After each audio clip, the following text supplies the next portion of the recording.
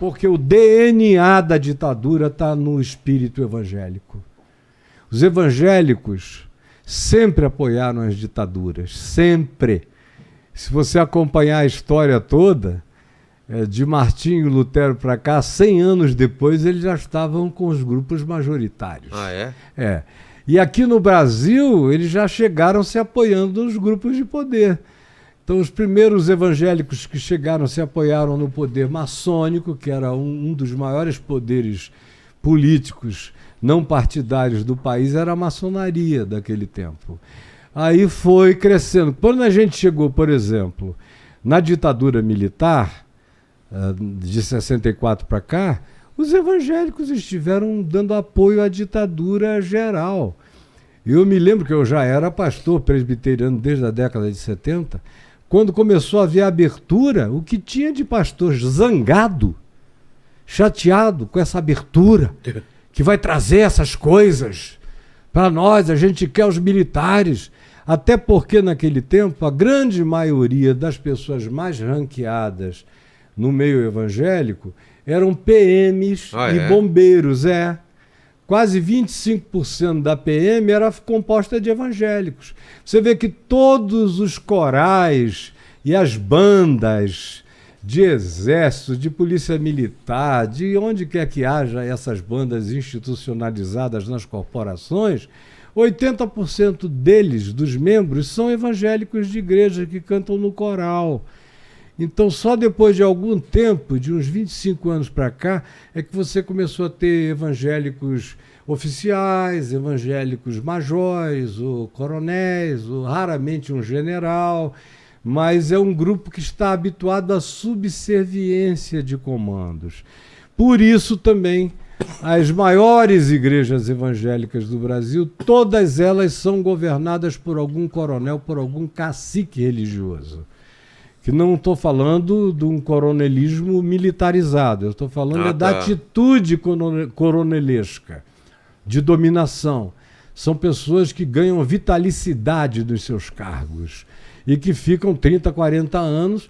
Um povo que fica 30, 40 anos sobre a mesma cabeça, a mesma dominação, a mesma opinião, a mesma repetição, entra num processo de condicionamento horroroso, como nenhum outro grupo do país consegue condicionar tanto os seus membros quanto as comunidades evangélicas. É uma lavagem cerebral que eu, que trabalho também do lado de cá como psicanalista e atendo gente no meu programa todo dia, além de falar e pregar, eu ouço as perguntas.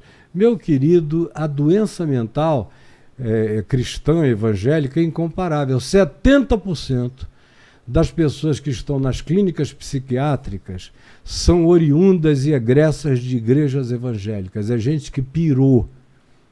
Pirou porque tinha vontade de dar a bunda. Aí o cara disse, se você der, é o inferno. Aí o sujeito fica ali, Espírito Santo, eu estou pecando contra ti, Espírito Santo. Quem é que consegue passar a vida inteira dizendo que está pecando contra Deus sem enlouquecer? A vida inteira dizendo, eu estou no inferno, hoje eu estou no inferno. Eu preciso ficar pelo menos 3 meses sem comer minha namorada, para eu não ficar afastado da ceia do Senhor. Depois de alguns anos, não tem mente que suporte um negócio desse.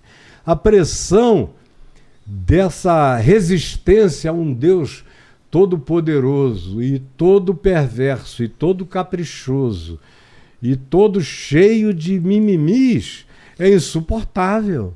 É um Deus, sinceramente, que eu posso ser o Deus dos evangélicos, porque eu tenho mais alma do que o Deus dos evangélicos. Eu tenho mais misericórdia do que o Deus dos evangélicos. Eu tenho mais trato e respeito humano do que o Deus dos evangélicos. Então o cara fica criado, é criado ali dentro, vai sendo condicionado ali dentro, mas a natureza dele é humana e ele vive no mundo com todas as manifestações idiosincráticas ou de desejos particulares e pessoais eclodindo e se manifestando dentro dele, e tudo é pecado, de acordo com essa concepção. Não tem mente que aguente, é muita gente. Quem não é internada fica, no entanto, de certa forma, obnubilada, meio desequilibrado. O cara é funcional para saber quantas jujubas tem aqui nesse cálice. Mas ele não é funcional para um raciocínio filosófico e abstrato. Ele está acostumado a entregar o pensamento dele para outro dizer o que ele deve pensar. E, cara, não tem nada mais horrendo do que isso.